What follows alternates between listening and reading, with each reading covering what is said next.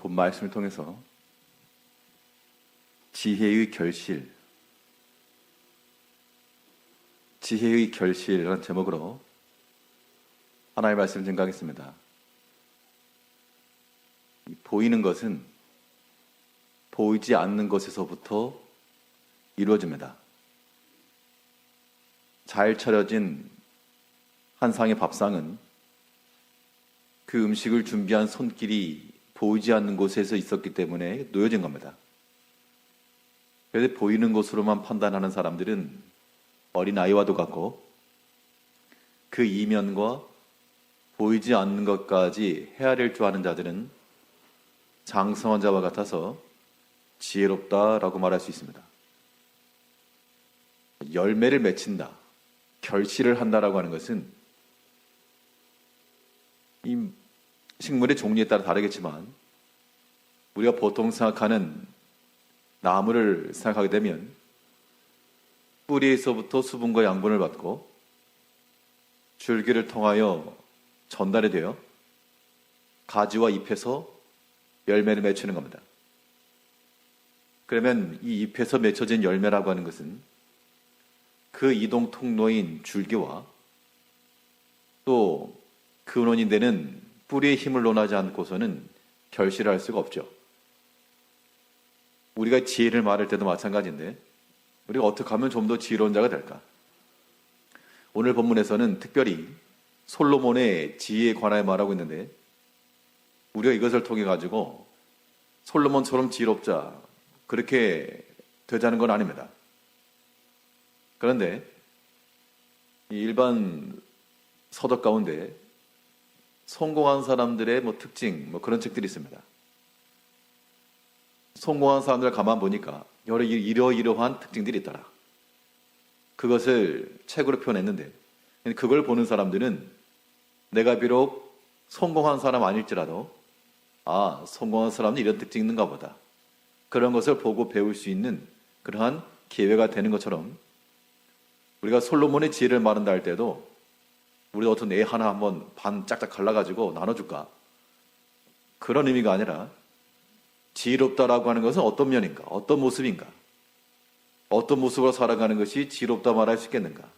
그러한 교훈을 찾아야 됩니다. 그러면 이 지혜의 결실을 하기 위해 우리는 무엇을 뿌리로 삼고, 또 무엇을 줄기로 삼으며, 또 무엇을 잎으로 삼아 우리의 지혜의 열매를 나타낼 것인가? 오늘 본 말씀을 통해서 살펴보도록 하겠습니다. 첫째로, 이 지혜의 결실을 위해서는 뿌리가 중요하겠는데, 우리 성도들이 갖출 만한 지혜로움의 근원은 말씀의 뿌리를 가져야 됩니다. 세상의 지혜가 아닌 하나님의 지혜를 받고 살고자 하기 때문에 우리의 원 뿌리는 하나님 말씀까지 이어져서 거기에서 양분을 받고, 거기에서 수분을 받고, 식물은 양분과 수분을 받는다라고 말하지만 우리 믿음의 성도들은 하나님의 말씀 안에서 은혜를 받고 또한 그의 자비하심을 받는 겁니다. 솔로몬의 지혜도 세상 지식이 많아서 지혜롭다라고 하지 않았고, 그 입에서 나오는 여러 가지 지혜로운 말, 잠언이라고 그렇게 표현했는데, 오늘 보면 32절에서 그가 잠언 3000가지를 말하였고 그의 노래는 1005편이며, 잠언 3000가지를 말했다. 우리 성경에 보면 잠언이라고는 성경이죠. 그 잠언에 있는 그 내용들을 보게 되면 이 솔로몬의 잠언 3000편에 해당하는 그 지혜로운 말이 무엇인지 다 알 수는 없으나, 잠언에 있는 걸 우리가 비추어 볼 때 솔로몬의 잠언이라고 하는 것이 성경에 나오는 잠언과 별 다를 바가 없을 거라는 겁니다. 그 잠언의 근간은 참된 지혜는 하나님의 경외함에 있고, 세상의 모든 지혜 가운데 최고의 지혜는 하나님을 사랑하며 그를 잘 섬기는 데 있다. 이러한 면의 지혜를 말했다 그러면 이러한 잠언을 3,000편이 졌다. 그러면 솔로몬에게 있어서 지혜롭다라고 말하는 것은 그 근본에 하나님 말씀이 풍성하였다라고 우리가 알 수 있는 겁니다. 누가 가르쳐 주었는가?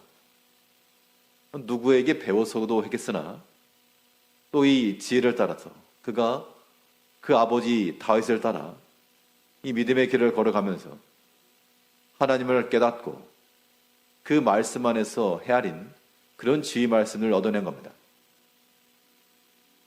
그러니까 우리가 이 잠언 3,000가지를 말했다 했는데 우리 동일하게 잠언을 말할 수 있습니다. 잠언을 말한다라고 하는 것은 그 기록된 주의 말씀을 우리가 듣고 그 말씀을 또한 우리 입으로 표현해내는 겁니다. 그래서 말씀의 뿌리라고 하는 것은 당연히 듣는 말씀으로 우리가 지혜를 삼아야 되고 그래서 듣는 게 중요한 겁니다. 그런데 이 듣는다라고 할 때는 하나님 말씀을 듣고자 하는 그 마음이 중요하고 하나님께 그러한 마음 속에 속삭여 주시니까요. 또 그 말씀 듣는 자리를 선택하여 행동하는 그 또한 하나님께서 지혜로 보상해 주시는 겁니다. 말씀 듣기를 힘쓰는 자들은 하나님 은총을 반드시 받게 되어 있습니다. 왜냐하면 모든 지혜가 주의 말씀 가운데 있고 모든 하나님의 은총의 통로도 그 말씀 안에서 주어지는 것이므로 우리 모든 성도님들은 그 어떤 즐거움보다도 주의 말씀을 묵상함이 내 삶의 즐거움이 되어야 됩니다.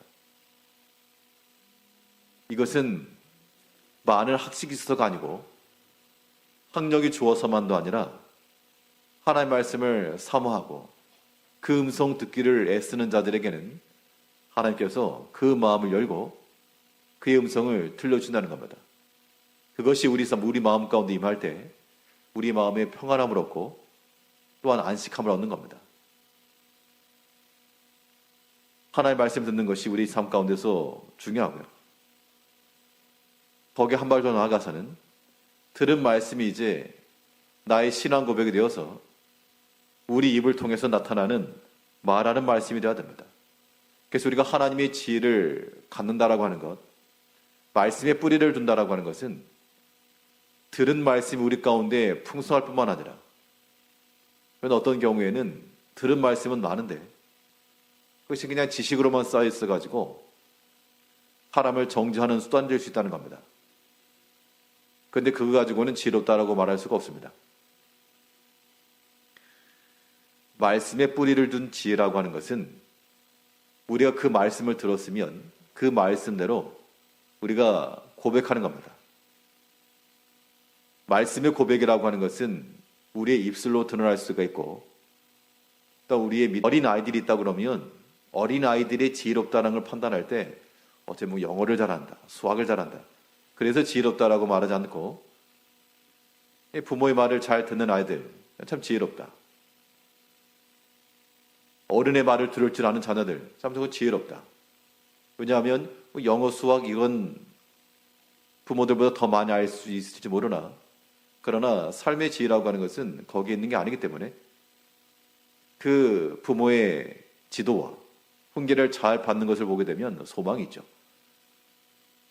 우리 모든 성도님들이 세상에서의 그런 실력들, 영어, 수학 잘하는 것으로 만족을 삼는 것처럼 세상의 풍성함과 모자람 없는 것으로 우리의 만족을 삼다 그러면 그것이 자기의 자랑이 될 수 있고 자기의 든든한 뒷배는 될 수 있을지 모르나 소망 있는 지혜가 될 수는 없습니다. 그럼 하나님께서 어떠한 자들을 복되게 여기실까? 우리는 그 어떤 상황에서라도요. 하나님의 말씀 듣기를 기뻐하시고 그 들은 말씀을 어떻게 해요? 고백하는 겁니다. 우리 입으로 고백하는 것은 기도요, 찬송이며 우리의 몸과 행실로 고백하는 것은 믿음의 순종입니다. 이것이 성도에 있어서 지혜입니다. 지혜. 그러면 다른 걸 보지 않으시고 하나님께서는 그래 너 참 지혜롭다. 내 생각을 따라가지 않고 육체의 소욕을 따르지 않고 그 마음의 격동함을 따르지 않고 주의 말씀을 따라 마음을 다스리며 주가 주장하지 못하도록 믿음을 쓰며 하나님의 뜻을 따라 순종하니 내가 참 지혜롭다. 내가 복될 것이다. 이것이 하나님의 마음이라는 겁니다. 그러면 우리 인생의 삶 가운데서 우리가 참으로 지혜의 결실을 맺히는 자들이 되려면 눈에 보이는 열매라고 하는 것은 보이지 않는 곳에서부터 얼마나 많은 양분과 수분을 받았는가에 따라 결정되는 겁니다. 우리가 하나님의 말씀을 얼마나 들었는가, 거기 덧붙여 그 들은 말씀이 우리에게서부터 또 얼마나 나왔는가, 그 말씀에 뿌리를 두고 또 그 말씀으로 점점 자라게 하여, 뿌리가 원래 자라는 속성이 있죠. 근데 뿌리는 아래로 자라니까 자라는데 그 자라는 방향이 물을 찾아서 수맥을 따라가고 또한 양분 있는 걸 따라가게 돼 있고, 우리 영혼도 하나님의 말씀을 따라서 그 말씀 있는 곳에 우리가 있고 우리의 모든 행실과 삶이 그 말씀까지 이어지도록, 그 말씀의 터치함을 받도록, 그때 우리 심령이 안정감이 있는 겁니다. 하나님 말씀이 나를 잡아준다. 우리가 뒤로 넘어진다고 했을 때요, 뒤에 푹신푹신한 매트가 있다라고 생각을 해도 뒤로 넘어지려고 그러면 여간 불안하지 않습니다. 온전히 믿고 내가 탁 쓰러진다? 그런 사람도 있겠지만 무서워가지고 도중에 돌아보거나 그런 사람도 있기 마련이죠. 그런데 그 뒤에 누군가 내 손을 내어 나를 잡아주는 그 느낌이 확실하게 되면 그때는 안전하게 누울 수 있는 겁니다. 하나님의 말씀이 이제 우리 불안한 삶 가운데서, 유동치는 삶 가운데서 우리의 확실한 버팀목이 되고 우리의 받침대가 되고 우리를 붙들어주는 그러한 손이 되어서 그 말씀에 의지하여 행할 줄 아는 그런 지혜를 우리가 갖춰야 되겠습니다. 뿌리가 잘리게 되면 열매는 고사하고 그 나무나 식물 자체가 고사하고 마는 겁니다. 하나님의 말씀까지 우리의 영혼과 우리 육체가 이어져 나가므로 그 말씀의 뿌리를 깊이 두는 지혜로운 성도님들이 되셔야 되겠습니다. 둘째로, 이 지혜의 열매를 맺기 위해서 우리가 또 심고 가꿔야 될 것이 무엇인가? 또 무엇으로 우리의 지혜를 줄기를 삼을 것인가? 지혜의 열매를 이루기 위해서 우리가 갖출 만한 줄기와도 같은 것은 사랑의 줄기입니다. 그러니까 지혜라고 하는 것과 사랑이라고 하는 것이 연관성이 없어 보이지만 모든 지혜로운 말, 모든 지혜로운 행실 그 이면에는 사랑함이 들어있는 겁니다. 그러니까 사랑하는 사람에 대해서는 좀 더 지혜롭게 말하기도 하고 좀 더 지혜로운 방식으로 지도도 하는 겁니다. 우리 자녀들 사랑하시니까 우리 자녀들이 만일 어려움을 쳤을 때 사실 그대로만 말하지 않고 팩트를 말한다 그러면 때로는 실패도 했고 약한 게 사실이지만, 그러나 부모가 자녀에게 그렇게만 말하지 않고 좀 더 지혜롭게 이 자녀들이 더 소망을 가질 수 있도록 그렇게 말하는 것처럼, 그럼 그러한 지혜라고 하는 것은 사랑에서 나오는 겁니다. 사랑이 없는 지혜는요, 메마른 말라비틀어진 그런 건조한 수건과도 같아가지고 그것으로서는 흡족함을 줄 수가 없습니다. 비록 바른 소리를 했으나 거의 더 아픈 상처가 될 수도 있고요, 더 마음을 상하게도 할 수 있습니다. 우리가 참으로 지혜로운 그 지혜의 전달 통로가 되려면 우리 마음이 이 사랑을 근본으로 해야 되겠습니다. 오늘 본문에서 솔로몬은 그의 지혜로움을 넓은 마음을 통하여 잘 저장두었습니다. 이 지혜롭다라고 하는 것은 그 지혜로운 것이 자기감에 있어가는 지혜가 아니죠. 그 지혜로움이 겉으로 드러나고 또 전달이 되어야 되는데, 그 전달되는 방편에서 이 분명 사랑하는 마음을 가지고 한 게 분명합니다. 또 하나님께서 그에게 그러한 마음을 주었습니다. 사랑이라고 하는 것은 뭘 좋아하는 것만 사랑 아니고요. 더 넓게 이해하고 품을 줄 아는 것도 사랑입니다. 부모의 사랑이라고 하는 것이 자녀를 좋아해서만 아니라 때로는 왼수와도 같지만 그 자녀를 아끼고 품어주고 보듬어주는 것이 사랑인 것처럼 우리 마음을 넓히는 것, 이것이 사랑의 마음을 갖는 겁니다. 이것이 또한 우리에게서 지혜를 결식케 하는 중요한 통로가 되는 것이죠. 그래서 솔로몬은 하나님께서 그에게 넓은 마음을 주셨다라고 말하고 있습니다. 우리 29절 말씀을 보게 되면 29절에서 하나님이 솔로몬에게 지혜와 총명을 심히 많이 주시고 또 넓은 마음을 주시되 바닷가의 모래같이 하시니, 솔로몬이 받은 것이 많이 있는데 그 가운데 또한 넓은 마음을 주셨다라고 말하고 있습니다. 넓은 마음이라고 하는 것은 이 또한 지혜를 맺히기 위한 그러한 좋은 통로와도 같은 겁니다. 이 넓은 마음을 통해서 우리가 여러 가지 일들, 여러 가지 사건들이 있을 때에도 좁게만 보게 되면 한두 가지로 판단되고 말 것입니다. 좀 더 넓게 보게 되면 충분히 우리가 수용할 수가 있고요. 이해할 수도 있고 또한 받아들일 수도 있는 겁니다. 우리 마음이 좁아지게 되면 이해를 못하는 거죠. 왜 저런가? 왜 저러한가? 왜 저런 모습을 보이는가? 오랫동안 신앙을 사는 사람이 왜 저러한가? 직분자라고 하는 사람이 왜 저러한가? 이해할 수 없는 그런 면이 있다는 겁니다.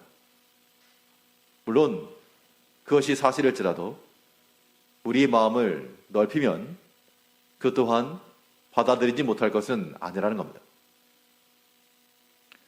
바울 사도가 고린도 교인들에게 했던 말입니다. 우리가 너희를 향하여 마음이 넓었으니 너희도 그 보답하는 양으로라도 우리를 향하여 마음을 넓혀라. 고린도 교회 성도들이 마음을 좁게 하니까 바울과 그 일행들이 하는 모든 일들이 마음에 들지 않고 그것을 대적하게 되었고 또한 교회의 분란을 일으켰다는 겁니다. 바울이 겉으로는 아는 척하지만 뒤로 이러한 연보를 자복하였다든지 혹은 그는 사도가 아니라든지 권능이 없다든지 이러한 것들을 고린도 교인들이 그대로 받아들였다는 겁니다. 마음을 좁히니까 점점 그렇게만 보이는 거예요. 그래 누구 한 사람을 턱 집어가지고 안 좋은 것만 한번 보려고 그러면요, 그러면 딱딱 눈에 보이는 것마다 안 좋아 보이는 겁니다. 근데 그래가지고는 절대 지혜로운 마음을 얻을 수도 없고 그건 사랑도 아니고요. 지혜로 결실할 수가 없습니다. 우리는 마음을 좀 넓혀야 되겠습니다. 넓힐 수 있는 유일한 방법은 사랑이에요. 사랑. 품어주는 겁니다. 누구와 같이? 내 사랑하는 자녀와 같이, 내 형제와 같이. 특별히 하나님께서 세우신 교회에서는 반드시 이러한 사랑이라고 하는 것이 우리 서로 상호 간에 서로 베풀어주고 서로 받아야 될 덕목들입니다. 서로 이해하고 서로 마음을 넓히고. 그런데 우리가 어떤 착각에 빠지는가 하면 믿음이 있다라고 생각하는 많은 사람들이 상당히 좁습니다. 상당히 좁아요. 또 이 일반적으로 보수적이다라고 말하는, 실질적으로 그러한지 아닌지 알 수 없으나 자칭 보수적이다라고 말하는 그러한 신앙인들, 또 그러한 교회도 마찬가지인데요. 그런 경우 이런 자기 협착에 빠질 수가 있습니다. 왜냐하면 자기는 나는 다른 걸 알고 있다, 우리는 제대로 안다라는 그런 관점이 있기 때문에 받아들이지 못한다는 얘기입니다. 이게 다른 사람에게는 있지 않고 우리에게 다 있습니다. 우리에게도. 우리가 다 주의 말씀대로 살고 있고 그 말씀을 제대로 배우고 있고 그러한 자부심을 가지고 있게 되게 되면 그 자체가 나쁜 건 아닌데, 그러다 보니까 내가 옳은 걸 알고 있기 때문에 내가 생각하는 게 옳으니까 그와 반하는 것들에 대해서는 용납이 불가하다는 겁니다. 그건 절대 지혜가 아니죠. 왜냐하면 그럼 내가 모든 것의 기준이 돼야 되니까 마음을 넓혀야 되겠습니다. 그 마음을 넓히는 그 자리에 우리 자신도 들어가는 거예요. 다른 사람을 위해서 마음을 넓혔는데 그 넓혀진 자리에 우리까지가 포함된다. 그것은 우리가 마음을 넓혀서 다른 형제들을 사랑하고 받아주게 되면 우리가 또한 그 형제들에게 넓은 마음 속에 받아들여짐을 이야기하는 겁니다. 상호 간의 관계이기 때문에 그 사람은 더 알죠. 말 안 해도. 감각적으로나 영적이기 때문에요. 안다는 겁니다. 마음을 닫고 있는지 열고 있는지. 우리가 눈에 보이지 아니하나 지혜로운 성도들이 되시려면 이제 우리의 마음을 넓혀야 됩니다. 사랑하는 수밖에 없어요. 사랑하는 수밖에 없다라고 하는 말이 무슨 부정적인 의미에서가 아니라 그것만이 가능한 일이다 그 얘기입니다. 우리가 다른 형제들에게 사랑을 받는 것만큼이나 우리가 또한 많은 사람을 품고 더 넓어지고 좋은 거는 다른 사람들보다 더 많이 가지면 좋잖아요. 우리가 다른 것은 다른 사람보다 더 많이 가지려 하지만 이 사랑에 대해서는 다른 사람보다 더 조금 가지려 한다는 겁니다. 다른 사람이 더 사랑을 많이 하고 난 또 조금 해도 되고 그 또한 지혜로운 마음이 아니죠. 좋은 것이면 더 많이 가지 본인이. 좋은 것이기 때문에 본인이 남들보다 2배는 더 가지시라고요. 그래서 다른 사람의 사랑이라고 하는 게 하나다. 그럼 내게 오니라. 난 2개다. 더 넓혀가지고 그 사랑함으로 넓은 마음을 가지고 수용하여 받아들여서 그 또한 아름다운 은혜의 열매로 지혜로 결실하게 해야 됩니다. 마음이 넓다라고 하는 것은 실천적으로요. 마음이 넓다라고 하는 것은 우리 옷을 크게 입는 것도 아닐 것이고 마음의 넓이라고 하는 것은 또한 생각의 깊이를 동반하는 겁니다. 마음이 넓다라고 하는 것은 한 번 더 생각하는 거죠. 한 번 더 묵상하고 고려하는 겁니다. 그래서 지혜 있다라고 하는 사람들은 절대 이 모든 면에 있어서 가볍지 않습니다. 우리가 다 여러 가지 면에서 부족함이 많은데 우리가 모든 면에 있어서 이 가볍게 행동하게 되면 가벼운 말과 행동은 이 좋은 결실에 방해가 되는 요소들입니다. 우리는 모든 면에 있어서 우리가 넓은 마음을 가지고 더 깊게 헤아릴 줄 알고 사랑이라고 하는 것도 깊게 생각해 주는 겁니다. 그런 마음이라고 하는 것, 그 깊은 마음을 느껴질 때 우리가 서로 마음이 열리고 서로 한 마음을 품을 수 있는 것처럼 이것이 또한 지혜롭게 결실하는 겁니다. 형제와 형제와의 갈등이 있을 때도요. 이것을 사람의 감정을 따라 행하는 것은 상당히 경박한 겁니다. 왜냐하면 육체의 감정을 따라 행한다는 것은 생각을 하지 않는 것이기 때문에 그렇죠. 사람이 화가 나거나 분이 나게 되면 내가 한 하루만 생각해보고 화내겠다. 보통 그러지 않고 바로 그 자리에서 왁 소리 지르는 겁니다. 좋은 마음을 가지고 있다가도 그 마음이 분이 일어나게 되면 그 자리에서 바로 비틀어지는 겁니다. 한 하루 정도 시간을 두고 그런 사람은 거의 없죠. 그렇기 때문에 우리가 깊은 마음을 가지고 깊은 생각을 한다라고 하는 것은 그만큼 지혜롭게 행할 수 있는 조건 되는 겁니다. 느헤미야는 그에게 여러 가지 왕의 앞에 설 수 있는 기회가 왔을 때 무엇을 구하느냐? 그 질문에 하나 앞에 묵상하고 그 묵상이라고 하는 것이 그 짧은 순간에 이루어진 게 아니고 이미 그 이전부터 그 예루살렘 성의 성문에 대한 소식을 듣고 만약 기회가 된다 그러면 이러이러하게 하리라라고 하는 그런 마음의 그림들이 있었을 겁니다. 이것이 이제 기회가 왔을 때 그의 깊은 생각을 표현하니까 이것이 또한 좋은 결실을 맺은 겁니다. 우리 모두 성도님께서 가끔 이야기를 하다 보면 참 지혜롭다라고 느껴지는 그런 경우들이 어떤 경우인가 하면 바로바로 행동하지 않고 순종을 바로 하지 않는다는 것이 아니라 어떤 일에 있어서 오랫동안 또 깊이 기도하고 또 오래 참아주고 바로 말하는 게 아니고 오랫동안 기다렸다가 그걸 또 어떻게 하면 상함받지 않고 그 사람이 선한 동기를 품을 수 있도록 말할 수 있을까 고민하다가 그렇게 하는 모습들을 보게 되면 참 지혜롭다 라는 생각이 들죠. 그만큼 가볍지 않고 무게감이 있다라고 하는 겁니다. 하나님의 나라가 이런 사람들이 많이 있어야 더 안정화되는 겁니다. 교회도 마찬가지인데요. 우리가 가벼운 그런 처사를 행하지 마시고, 물론 우리가 어떤 분위기상에서나 가벼운 농담 전할 수 있으나 그것도 당사자에게 해당하는 것이지 어떤 외부인이 있다거나 그럴 경우에는 그것도 삼가야 됩니다. 이 목사님들과 좀 대화를 좀 나누면서 여러 가지 교회적인 문제들, 또 목회에 있어서의 여러 가지 고충들, 이런 걸 서로 이야기하면서 나오는 공통적인 말들이 그런 거죠. 교회 구성원들이 있고 또 새로운 구성원이 오게 될 때 기존에 있던 분들은 서로를 다 아니까 한마디 한마디 해도 별 아무런 문제가 없습니다. 왜냐하면 그 본심을 알고 또 모든 걸 아니까. 근데 새로운 사람들이 그걸 보고는 충격받는다는 겁니다. 그래서 마음이 막힐 수도 있다. 우리가 그런 데까지라도 좀 더 미려 헤아릴 줄 알고 그런 것까지 생각하는 것이 더 깊은 생각이죠. 넓은 마음이라는 겁니다. 그런 지혜 통로를 통해서 좋은 결실을 이루는 겁니다. 우리 모든 성도님들이 말씀의 뿌리에서부터 그 말씀이 전달되도록 막히지 않도록, 막히는 담에 되지 않도록 넓은 마음과 깊은 생각을 가지고 사랑을 바탕으로 해서요, 그 모든 말씀의 양분을 전달해 줘야 됩니다.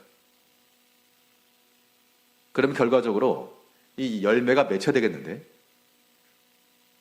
뿌리에서 열매가 맺히는 게 아니고, 물론 이 고구마나 이런 것들은 뿌리에서 맺히는 것이지만 그렇다 줄기에서 또 열매가 맺히는 것도 아닙니다. 결과적으로는 그 가지 끝, 꽃과 잎이 있는 그 자리에서 열매가 맺히는 것이죠. 그러려면 뿌리에서부터 줄기까지 이어져 온 것이 이제는 보이는 자리에서 잎으로 결실해야 되겠는데, 그러면 우리 무엇을 또한 잎으로 삼을 것인가? 우리 지혜의 결실을 이루려면 이 잎이라고 하는 자리를 겸손으로 메꿔야 됩니다. 겸손의 잎에서 결실하는 겁니다. 사람이 지혜롭고 많은 것을 알고 있어도요, 이것이 교만하게 비춰지게 되면 이게 절대 받아들이지 않습니다. 저 사람 참 똑똑한 걸 알겠고, 많이 배운 것도 알겠고, 경험이 많은 것도 알겠는데, 말하는 걸 들어보니 참 교만하고 다른 사람을 배려함이 없다. 그러면 가까이 가서 듣고자 하는 마음이 크게 생기지 않을 수 있습니다. 그 교만함의 자리에서는 절대 결실하지 않기 때문에 그렇습니다. 우리가 겸손함으로 결실한다라고 하는 것은 사람들로부터 우리가 거절당하거나 혹은 밀쳐지는 것이 아니고 많은 사람들에게 선한 영향을 미쳐야 됩니다. 많은 사람들이 우리 가운데 와야죠. 온다라고 하는 것은 그만큼 겸손한 낮은 자리에 있기 때문에 오는 겁니다.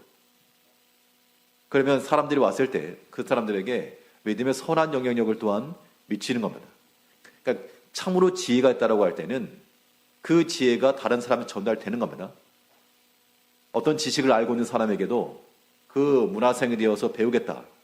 그럼 그 스승의 지식과 경험이 전달되는 것이죠. 그런데 아무리 지식이 좋아도 탁월해도 사람이 괴팍하고 사람을 무시하고 그러면 그 밑에 가서 배우려고 하지 않죠. 우리가 겸손함의 증거라고 하는 것은 우리를 통해서 많은 선한 영향에 미쳐지고 있는가, 이걸 보셔야 됩니다. 다른 사람들에게 믿음의 좋은 본이 되고 있는가, 그것이 우리가 겸손의 잎을 지니고 있는지 여부가 되는 겁니다. 우리 한 사람 한 사람을 통하여, 또는 직분자 한 사람 한 사람을 통하여서 많은 사람들에게 많은 감동이 되고, 분명 여러 가지 어려움의 환경인데 그래도 믿음을 잘 지킨다, 사명을 잘 감당한다, 그런 모습들이 우리들에게 있어서는 본받을 만한 그런 선한 영향력이죠. 그런 것이 또한 지혜의 모습이라는 겁니다. 오늘 본문을 보게 되면 34절에서는 사람들이 솔로몬의 지혜를 들으려 왔으니 이는 그의 지혜의 소문을 들어 온 천하 모든 왕들이 보낸 자들이더라. 솔로몬이 어떤 지혜가 있는가 궁금해서도 와봤겠으나 단지 뭘 많이 알고 있었기 때문에 왔다, 그것만으로는 볼 수 없습니다. 우리가 누군가의 명성을 듣고 간다 했을 때는 그의 지식만 아니라 인품, 모든 성품까지 같이 보는 거죠. 분명히 솔로몬은 그가 알고 있었던 모든 지혜, 모든 지식, 이것을 표현함에 있어서도 참 명민하고 총명하게 말했을지 모르나 이것이 사람들이 거부할 만큼, 사람들이 거절당할 만큼의 그러한 언사로 행한 것은 아닌 것이 분명합니다. 그러려면 우리 모든 성도님들이 우리가 알고 있는, 깨달아 알고 있는 모든 말씀을 가지고서라도 같은 말씀을 전하더라도 어떤 분이 말하면 잘 새겨드는 사람이 있고 또 어떤 사람이 말하면 기분이 나쁜 경우도 있다는 겁니다. 우리가 그러한 면을 잘 생각을 해가지고 이제 우리가 좀 더 겸손한 자가 되어서 많은 사람에게 선한 영향을 미치고자 하는 이러한 언어라고 하는 것은 실제적인 입을 통한 언어라기보다도 이 보이지 않는 후면에서의 그러한 보여지는 모습들이겠죠. 그러한 겸손한 모습을 통해서 겸손한 잎을 통해 결실한다는 겁니다. 이 겸손이라고 하는 것을 우리가 한 번 더 생각을 해보게 되면 이 솔로몬의 지혜라고 하는 것은 많은 사람들의 그 공통적 관심을 충족을 해줬다라고도 볼 수 있습니다. 그러니까 어느 한 분야만 자기가 원하고 자기가 좋아하는 한 분야만 그렇게 파고들은 전문가가 아니었고 물론 모든 면에 박학했는데 그가 관심을 기울이고 궁금했던 분야들이 상당히 많은 것을 알 수가 있습니다. 33절에서는 그가 또 초목에 대하여 말하되 레바논의 백향목으로부터 담에 나는 우슬초까지 하고 그가 또 짐승과 새와 기어다니는 것과 물고기에 대하여 말하지라. 요즘 같으면 인터넷 찾아보겠으나 아무튼 그러면 솔로몬 태어날 때부터 다 알고 태어났을까? 뭐 그렇지 않죠. 아무것도 몰랐는데 뭐 꿈 한번 꾸고 나가지고 갑자기 컴퓨터처럼 정리가 되었을까? 그것도 아닐 겁니다. 당연히 뭐 기억력도 좋았을 것이고 이해력도 좋았을 것인데 그 여러 가지 면에 있어서 듣고 묻고 배우기를 힘썼던 것이 분명합니다. 어떤 사람은 초목에 대해서 능한 사람이 있고 또 어떤 사람은 물고기와 새에 대해 능한 사람이 있고 그걸 다 아는 사람 없으니까요. 그러면 그런 사람들과도 충분한 교감과 교류가 되었다. 그 얘기입니다. 많은 사람들의 관심 분야, 공감할 수 있는 그런 능력들. 사실 이러한 완벽함이라고 하는 것을 우리가 다 갖추기가 어렵습니다만 그래도 지혜로 결실한다라고 하는 것은 결국에는 겸손한 자리에서 결실하는 겁니다. 그 겸손이라고 하는 것이 우리가 다른 사람들에게서 거절받지 않고 거부당하지 않는 선한 믿음의 영향을 미칠 때 가능한 겁니다. 이걸 생각하셔야 이제 나는 그럼 과연 사람들에게 환영을 받고 있을까? 거절받고 있을까? 겉으로는 확인할 수가 없어요. 겉으로는 우리가 다 환영하고 또 위하지만 그런데 우리 또 속마음 들어보면 또 그렇지 않을 수 있거든요. 우리가 우리 양심을 비춰봐가지고 혹여라도 내 양심이 그러한 거절당하는 자리에 있지 않는지 항상 생각하면서 우리 자신의 모든 부족함을 고쳐나가겠는가 나가는 것 그것도 겸손의 모습입니다. 또 우리가 모든 하나님의 교회 내에서 우리가 비록 초목의 가지수와 새와 물고기의 종류는 잘 알지 못할지라도 우리 형제들을 서로 살피면 어느 한 특정인만 아니라 여러 다양한 모든 성도들과 많은 사람들이 같은 마음을 가지고 같은 공감이 되고 같은 주제로 대화가 되며 그런 마음을 가지고 나갈 때 그러한 겸손의 자리에서 지혜의 결실이 맺히는 겁니다. 오늘 본문에서는 이 솔로몬의 지혜를 말하고 있는데 나는 솔로몬만 못하다 그 이야기를 하려는 것이 아니고 지혜롭다라고 하는 것이 과연 무엇인가? 지혜의 결실이라고 하는 것이 뿌리에서부터 줄기로 그 잎에서 결실하는 것처럼 우리가 말씀의 뿌리 가운데서 하나님의 말씀을 듣기 힘쓰며 그 들은 말씀을 입으로나 행함으로 말할 것이요. 또 우리 넓은 마음과 깊은 생각을 통하여 그 말씀이 우리를 통과하고 그 겸손한 자리에서 맺히는 그 열매이므로 많은 성도들과 함께 공감하며 관심을 기울일 수 있는 그런 선한 영향을 미치는 그런 겸손의 모습으로 살아가는 그래서 우리 삶 가운데 지혜 열매가 가득한 지혜로운 우리 성도님들 되시길 바라겠습니다. 기도하겠습니다.